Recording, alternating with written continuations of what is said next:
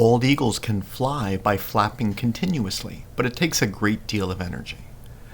Their long wings are good for soaring, which uses minimal energy, but takeoffs and landings are more difficult.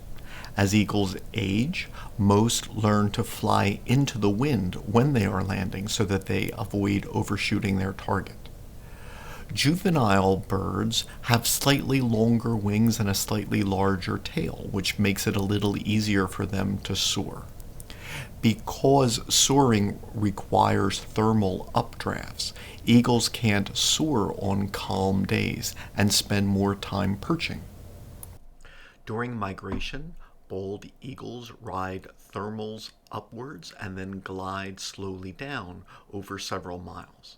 A red-tailed hawk does not need as much lift, and so therefore a weaker thermal can be used by red-tailed hawks, but they do not glide as far without additional lift compared to eagles.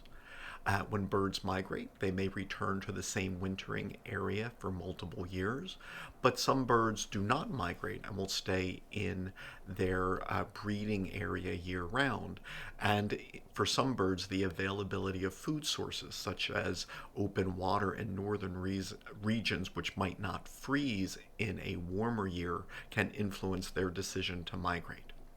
In spring, eagles often don't feed while migrating and travel much faster, often more than 100 miles a day, while in the fall, they often proceed much more slowly, say under 20 miles a day.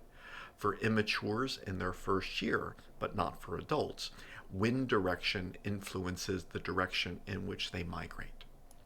While some birds have a fairly standard migratory route, birds from this area always migrate to that area. With bald eagles, it is much more complex, especially given their wide range over North America.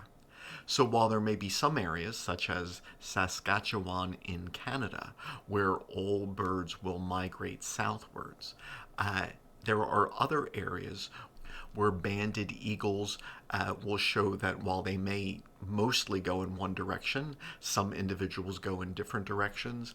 And then there are some areas where banded eagles will essentially fly in random directions from their point of origin.